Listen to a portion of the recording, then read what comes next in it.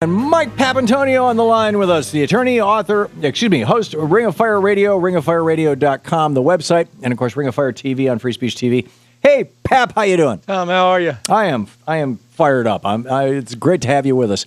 WikiLeaks, Julian Assange does it again. Don't know if you. By the way, have you seen that movie? I haven't. No, I actually have it loaded to watch it, but I haven't. I had dinner Saturday night with Jeff Skoll, the guy who made that movie. And it's a very, very, and we saw the movie. Actually, a couple of weeks ago, I saw the movie. Does it paint the picture of how important WikiLeaks is to democracy? It does. Good. And, you know, I think people who are WikiLeaks lovers, as it were, and I consider myself one, some are a little offended because it shows some of the human side of Julian Assange, some of which he may dispute.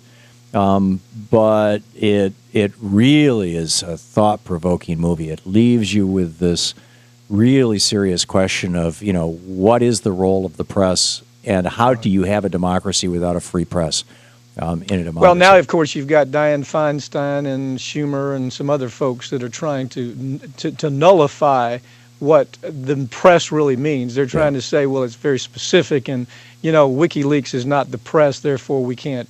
He has no protection. Just like same they would do with me or you.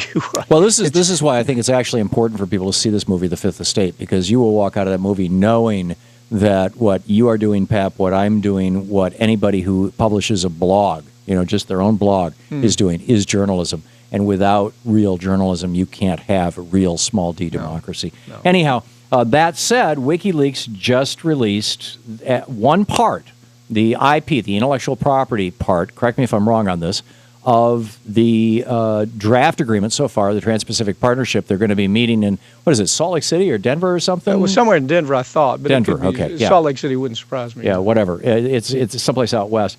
In the next couple of weeks to nail this stuff down, and I'm guessing they thought they were going to meet, you know, low profile and secret. But tell us what WikiLeaks. Well, I mean, that's the great story here, Tom. This is the great story here is in the same way that the Citizens Media closed down Syria. Citizens Media closed down the Larry Summers story. Citizens Media created so much pressure with the administration that DOMA, you know, a lot of good things came in as far as gender rights. This is the same thing. Without the citizens' media, most people would not know of these secretive meetings that have been taking place at the urgence, U.S. Chamber of Commerce and Wall Street, folks like Exxon, Dow Chemical, Eli Lilly, and half a dozen more multinational corporations have been pushing TPP, as I know you've talked about. That is nothing more than NAFTA and CAFTA on a lot of steroids. Yeah, they should rename this SHAFTA. SHAFTA would be very appropriate.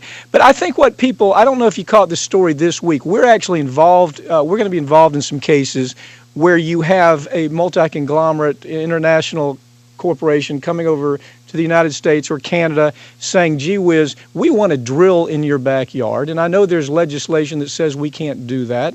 We want to frack in your backyard. I know there's legislations that say we can't do that. But the TPP, the way it's written, adds so much to their ability to come in and change the laws. Now, they're already doing it just with NAFTA. Right. Arguably, NAFTA is a very weak avenue for testing sovereign rules and laws. This TPP is just, there are no limitations. I mean, they will change the entire nature of environmental law, of workers' rights, workers' safety, of pension raters of pension programs can come and get it. Just, there's no limits, Tom. And I think the ugly part is that we've had this administration that has done this behind closed doors.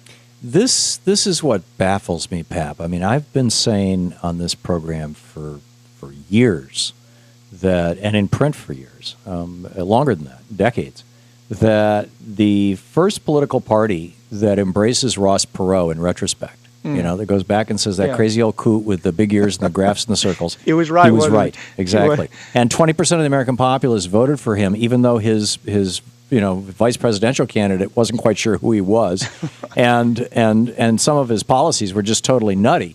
But they knew that he had it right on trade, and they didn't want to lose their jobs, basically. He warned us of all this. He did. Yeah. And the first political party, Because both parties, I mean, both George Herbert Walker Bush and Bill Clinton ran on Ross Perot as a crazy old coot, and we're going to do free trade.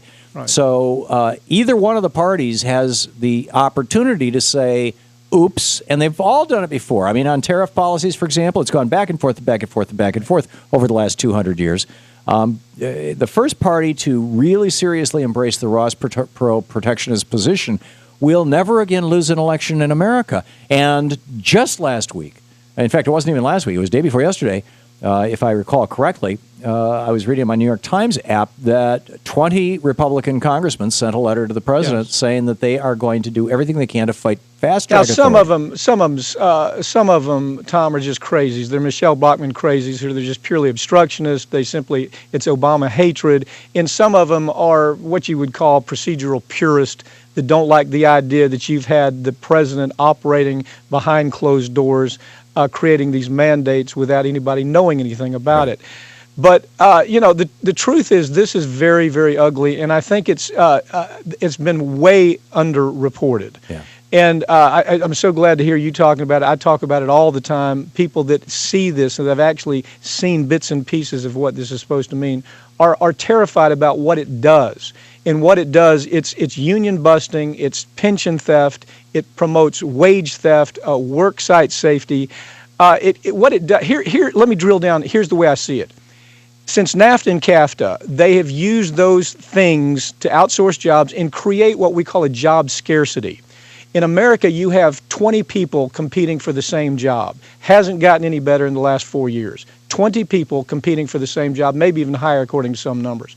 So if you say to that person that has just passed on the job because he actually wants decent wages, he wants a little bit of time off, the employer simply says, you know what? There's 19 people behind you. They want your job. It's that job scarcity that is the drive to the bottom. It's the race to the bottom that we see in places like Saipan, India, China.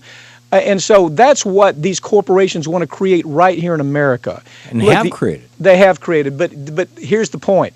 TPP is the icing on the cake. Yep. And you have these vultures like Exxon, Dow Chemical, BP, Eli Lilly, all simply waiting for Obama to buy in to what is nothing more than an extension of the Clinton years. You understand, Clinton started all this, Penny Pritzker, Rubin, all of those folks, Robert Rubin, all of those folks are the core and the driving force behind this. One reason they kept it quiet is that was like a red flag. Anywhere where Robert Rubin goes, the average worker is going to lose and corporations are going to win. Although this was not entirely, not to defend Bill Clinton because he never should have signed this stuff, but Reagan started this with the most favored nation status stuff, which was the teenage and adolescent years of this stuff. Yeah, no question. But we have to admit, Rubin drove Clinton into making all this happen. I'm just saying, a pox on all their houses with regard to this topic. Yeah. And what I don't get is why Obama is doing this to the Democratic Party. Well, I got to tell you something. I know you don't want to hear me say this. Look, you and I just have different opinions about what's happening here, and I respect your opinion. But I have an opinion. And the opinion is the money that put Obama in office the first time was the Robert Rubin, the Pritzker money, the Wall Street money. And even though he was out there saying all the right things, like we have to do something about Wall Street, we're going to lose our democracy if we don't do something, we saw him overnight change into we have to look forward, we can't look behind us. Yeah. And this is one of those. I'm not trying to cut you off because I disagree with you, Pap, because I don't disagree with you. You're right. And I don't blame, though, Obama for that. I blame the Supreme Court for that. In part. For creating a situation where, in order to become president of the United States, you've got to make those kind of compromises, which is not good for him, it's not good for us, and it's definitely not good for the Democratic Party. Anyhow, Mike Papantonio, thanks so much for being with us. Thank you. Hang on. This is the Thom Hartmann Program. And, of course, ringoffireradio.com for all things Mike Papantonio and Bobby Kennedy and Sam Cedar. We'll be back.